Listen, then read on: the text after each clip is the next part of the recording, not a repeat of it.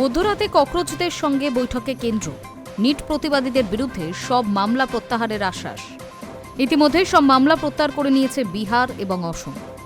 গত শুক্রবার কলকাতায় মিছিল শেষে 16 জন গ্রেপ্তার হয়েছে। তবে কি এবার তারা মুক্তি পাবে, উঠছে প্রশ্ন। বিহারের পর অসম।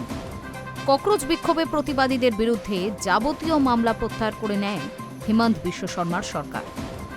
জানা গিয়েছে, সোমবার মধ্যরাতে সরকারি প্রতিনিধিদের সঙ্গে বৈঠক করেছেন ককরোচ জনতা পার্টির নেতৃত্ব। রাত 1টার সময় ককরোচ মুখপাত্র সৌরভ দাস জানান, প্রায় 3 ঘণ্টা ধরে বৈঠক হয়েছে। বিহার এবং অসম সরকারের বিজ্ঞপ্তিও তুলে ধরা হয়েছে এবং মোদী সরকার আশ্বাস দিয়েছেন এনডিএ শাসিত সমস্ত রাজ্যেই এই বিজ্ঞপ্তি জারি করা হবে। সোমবার বিকেলে একটি সাংবাদিক বৈঠক করে ককরোচরা। সেখানে ককরোচ মুখপাত্র আশুতোষ রাঙ্গা অভিযোগ করেন, সরকারের সঙ্গে তাদের যে চুক্তি হয়েছিল তা সরকার নিজেই ভঙ্গ করেছে। তিনি বলেন, আন্দোলনকারীদের বিরুদ্ধে কোনো পুলিশি পদক্ষেপ না নেওয়ার যে চুক্তি হয়েছিল তা লঙ্ঘন হয়েছে। বিহার থেকে বাংলায় শত শত শিক্ষার্থীকে গ্রেপ্তার করা হয়েছে। দিল্লি এবং অন্যান্য রাজ্যেও বহু ছাত্রছাত্রীদের হয়রানির শিকার হতে হচ্ছে।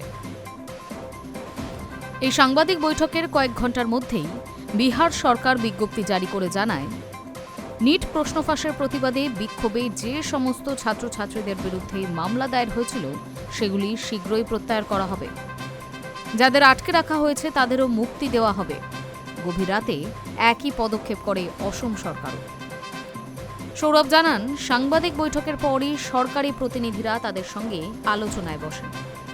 দীর্ঘ বৈঠকের পর কেন্দ্রের তরফে জানানো হয়, দ্রুতই সরকার বিজ্ঞপ্তি জারি করবে। বিজেপি এবং এনডিএ শাসিত রাজ্যগুলির তরফেও বিজ্ঞপ্তি দিয়ে নিট প্রতিবাদীদের বিরুদ্ধে মামলা প্রত্যাহারের ঘোষণা করা হবে। এই মর্মে বিহার এবং অসম সরকারের বিজ্ঞপ্তিও তুলে দেওয়া হয় ককরোচদের হাতে। মোদী সরকার আশ্বাস দিয়েছে, প্রতিবাদীদের বিরুদ্ধে ভবিষ্যতে কোনো শাস্তিমূলক পদক্ষেপ করা হবে না। যাদের আটক করা হয়েছে তাদের দ্রুত মুক্তি দেওয়া হবে। বৈঠক শেষে সৌরভ বলেন, সরকার আমাদেরকে আশ্বাস দিয়েছে আগামীকালের মধ্যেই সমস্ত রাজ্য থেকে বিজ্ঞপ্তি জারি করা হবে।